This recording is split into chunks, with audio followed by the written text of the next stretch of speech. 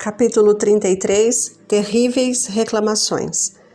O sistema de governo de Israel era muito bem organizado, impressionante por ser simples e completo. Deus era o centro do governo, o governante de Israel. Moisés estava na posição de chefe para administrar a lei em seu nome. Depois, um concílio de 70 homens foi escolhido para auxiliar Moisés nos negócios gerais da nação. Vieram em seguida os sacerdotes, que consultavam o Senhor no santuário. Chefes ou príncipes governavam as tribos. Abaixo deles foram colocados os chefes de 1000, de 100, de 50 e de 10. Deuteronômio, capítulo 1, verso 15. O acampamento dos hebreus foi separado em 3 grandes divisões. No centro ficava o tabernáculo, a morada do rei invisível. Em torno dele ficavam os sacerdotes e levitas. Ao redor ficavam acampadas todas as outras tribos. Para cada tribo foi determinada uma posição. Deveriam marchar e acampar ao lado de sua bandeira, como o Senhor tinha ordenado. A grande multidão que acompanhou os israelitas quando saíram do Egito deveria ficar nos limites do acampamento e seus filhos estavam excluídos da comunidade até a 3ª geração. Ordem absoluta e regras de higiene rigorosas foram impostas. Essas leis eram essenciais para preservar a saúde de um grupo tão grande de pessoas. Era necessário manter perfeita ordem e pureza. Deus declarou: pois o Senhor, o seu Deus, anda pelo seu acampamento para protegê-los e entregar-lhes os seus inimigos. O acampamento terá que ser santo. Deuteronômio, capítulo 23, verso 14. Em todas as viagens de Israel, a Arca da Aliança do Senhor foi à frente deles, para encontrar um lugar para descansarem. Números capítulo 30, verso 33. Com suas trombetas de prata, os sacerdotes foram instruídos por Moisés para darem sinais que serviriam de comunicação com o povo. Era o dever dos líderes de cada companhia dar instruções claras sobre cada movimento conforme eram indicados pelas trombetas. Deus é um Deus de ordem. Tudo que está ligado ao céu está em perfeita ordem. Estrita disciplina marca os movimentos de todos os anjos. O sucesso somente pode ser alcançado por meio de ações harmoniosas e bem ordenadas. Deus não exige menos de nós hoje do que exigiu do povo de Israel naqueles dias. O próprio Deus dirigiu os israelitas em suas viagens. A descida da coluna de nuvem indicava o local em que deveriam acampar. E enquanto tivessem que ficar acampados, a nuvem permaneceria parada sobre o tabernáculo. E enquanto tivessem que ficar acampados, a nuvem permanecia parada sobre o tabernáculo. Quando fosse a hora de continuar a viagem, ela subia bem alto e ficava acima da tenda sagrada. Havia uma distância de apenas 11 dias de viagem entre o Sinai e Cádiz, nas fronteiras de Canaã. Esperando entrar rapidamente na terra, os exércitos de Israel começaram a marchar outra vez quando a nuvem deu sinal para seguirem em frente. Quantas bênçãos poderiam esperar, agora que tinham oficialmente sido reconhecidos como o povo escolhido do Altíssimo? Muitos relutaram para deixar o lugar em que ficaram acampados por tanto tempo. O cenário estava tão associado com a presença de Deus e dos santos anjos que parecia muito sagrado para que fosse deixado para trás com certa indiferença, ou mesmo com alegria. Ao sinal das trombetas, todos olharam ansiosos para ver em que direção a nuvem seguiria. Quando ela se moveu em direção ao oriente, onde podiam ver apenas grupos de montanhas isoladas e negras, um sentimento de tristeza e dúvida surgiu no coração de muitos. Ao seguir em viagem, o caminho se tornou mais difícil. Seu percurso passava por barrancos e terra sem vida. Terra árida e cheia de covas, terra de seca e de trevas, terra pela qual ninguém passa e onde ninguém vive. Jeremias capítulo 2, verso 6. A caminhada era lenta e difícil, e as multidões não estavam preparadas para suportar os perigos e incômodos do caminho. O povo exige carne. Depois de 3 dias de viagem, as reclamações foram ouvidas abertamente. Elas tiveram origem com a mistura de gente, e muitos deles não paravam de procurar defeitos na maneira como Moisés os guiava, apesar de saberem que ele estava seguindo a nuvem. O descontentamento é contagioso e logo se espalhou pelo acampamento. Começaram a clamar, pedindo carne para comer. Muitos dos egípcios que estavam entre eles tinham se acostumado a uma dieta bem variada e eles foram os primeiros a se queixar. Deus poderia ter dado carne como deu o maná, mas seu propósito dar a eles o alimento mais adaptado às suas necessidades. O apetite pervertido deveria ser posto em uma condição mais saudável, a fim de que pudessem usar o alimento originalmente dado à família humana, os frutos da terra que Deus deu a Adão e a Eva no Éden. Por essa razão, os israelitas foram privados de comer carne. Satanás tentou os israelitas a considerar essa restrição como injustiça e cruel.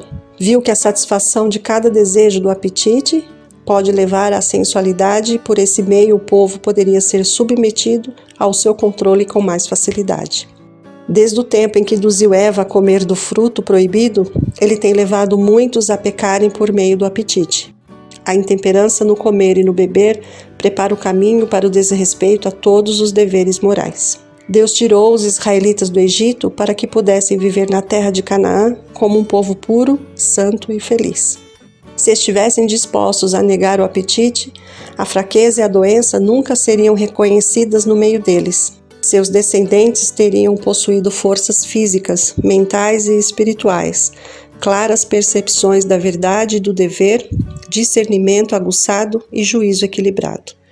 Diz o salmista: deliberadamente puseram Deus à prova, exigindo o que desejavam comer. Duvidaram de Deus, dizendo: poderá Deus preparar uma mesa no deserto? Conseguirá também dar-nos de comer? Poderá suprir de carne o seu povo? O Senhor os ouviu e enfureceu-se. Com fogo atacou Jacó, e sua ira levantou-se contra Israel.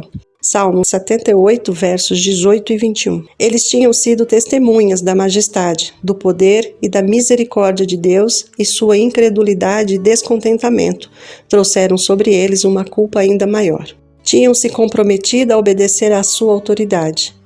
A murmuração dos israelitas se transformou em rebelião. Por isso, tinham que receber castigo imediato para que Israel fosse preservado do caos e da ruína. Fogo da parte do Senhor queimou entre eles e consumiu algumas extremidades do acampamento.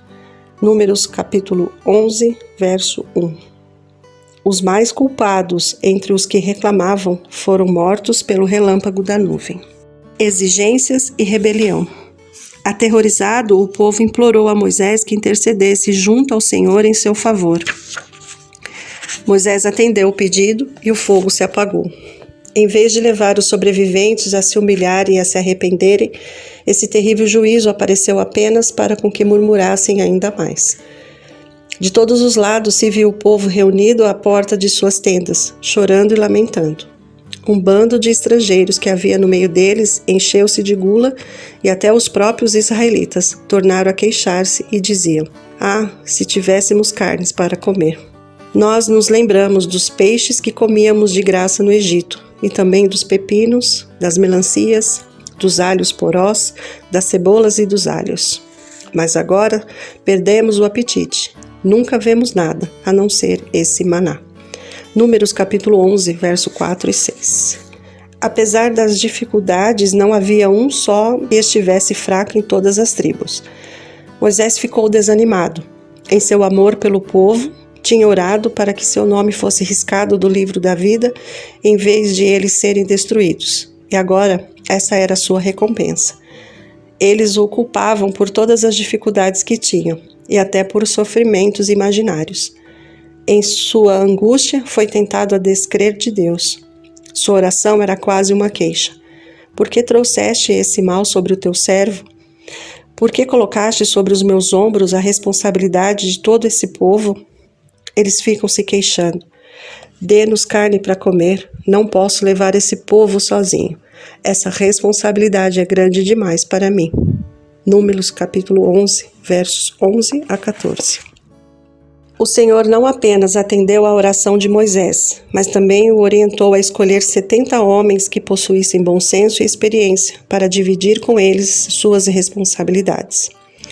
A influência desses homens ajudaria a acabar com a rebelião, embora com o tempo graves males pudessem resultar da promoção que receberam. Eles nunca teriam sido escolhidos se Moisés tivesse manifestado uma fé que correspondesse às provas do poder e bondade de Deus que ele tanto testemunhou. Se ele tivesse confiado mais em Deus, o Senhor o teria guiado continuamente e concedido forças para enfrentar cada dificuldade.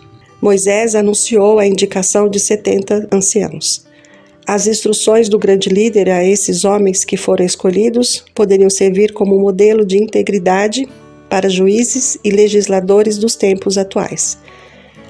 Atendam às demandas de seus irmãos e julguem com justiça, não só as questões entre os seus compatriotas, mas também entre um israelita e um estrangeiro.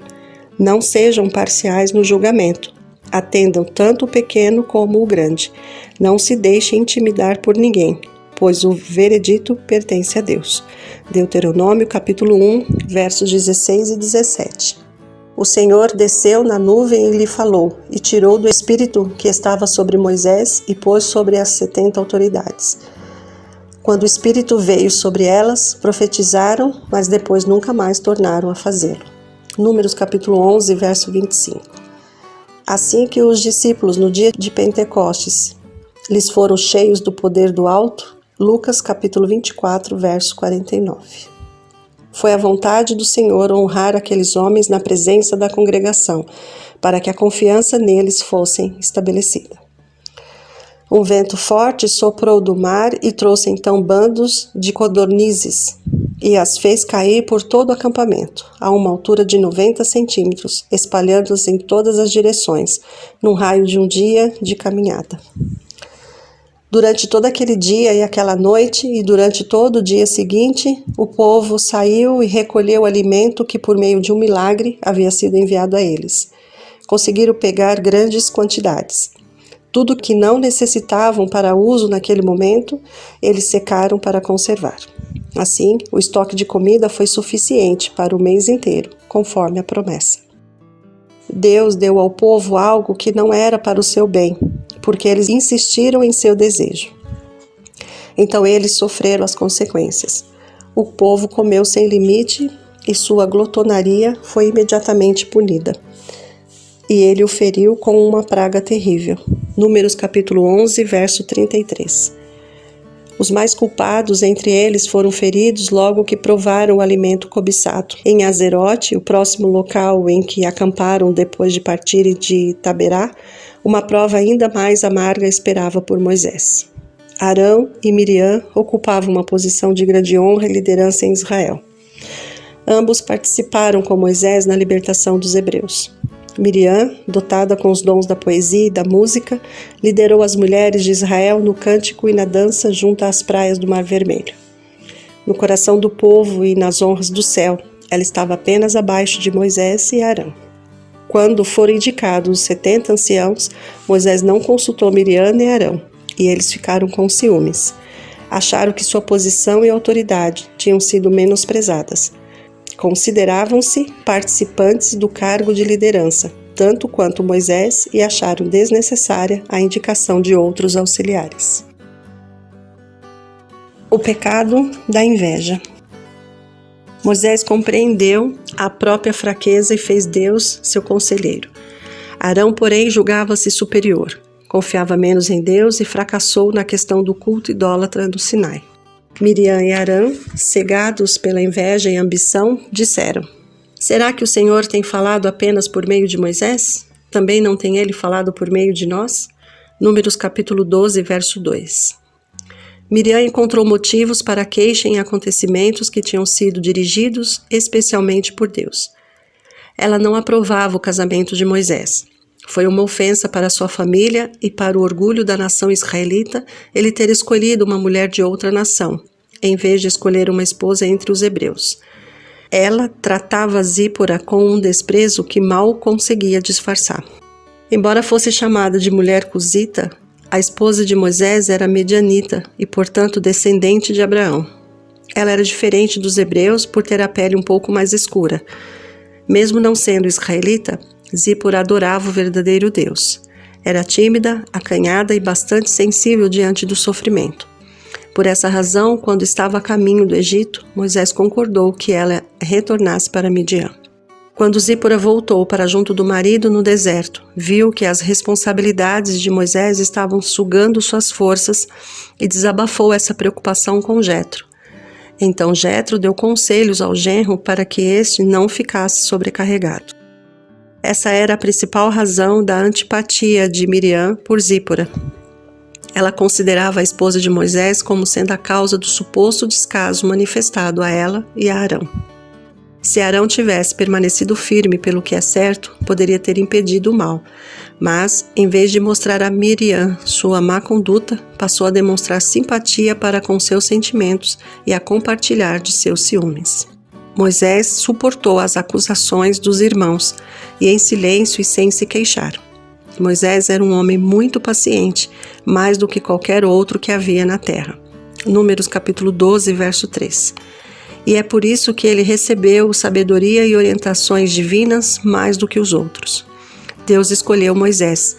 Miriam e Arão, por causa de suas murmurações, foram culpados das deslealdades, não somente para com o líder escolhido, mas com o próprio Deus. Então o Senhor desceu numa coluna de nuvem e, pondo-se à entrada da tenda, chamou Arão e Miriam. Números capítulo 12, verso 5. O pedido que fizeram para receber o dom profético não foi negado, mas uma comunicação mais próxima foi concedida a Moisés. Com ele, Deus falava face a face. Porque não temeram em criticar meu servo Moisés? Então a ira do Senhor acendeu-se contra eles, e ele os deixou. Números capítulo 12, versos 8 e 9. Como prova do desagrado de Deus, Miriam ficou leprosa. Sua aparência era como a de neve. Números capítulo 12, verso 10. Arão foi poupado, mas recebeu uma severa repreensão por meio do castigo de Miriam. Com o orgulho esmagado até o pó, Arão confessou seu pecado e suplicou que sua irmã não viesse a morrer por causa daquela doença repugnante e mortal. Em resposta às orações de Moisés, Miriam foi curada da lepra, mas ficou excluída do acampamento durante 7 dias. Toda a multidão permaneceu em Azerote, aguardando a sua volta. Essa manifestação do desagrado do Senhor tinha por objetivo reprimir o crescente espírito de descontentamento e rebelião. A inveja é uma das características mais satânicas que pode existir no coração humano.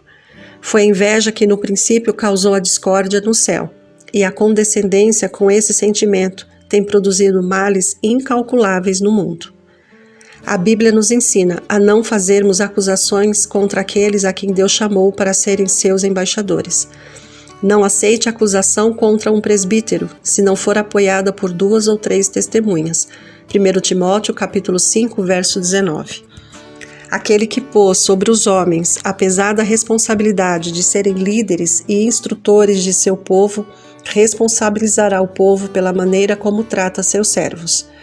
O juízo que recaiu sobre Miriam deveria ser uma repreensão para todos os que cedem ao sentimento de inveja e murmuração contra aqueles a quem Deus confiou a responsabilidade de levar avante a sua obra.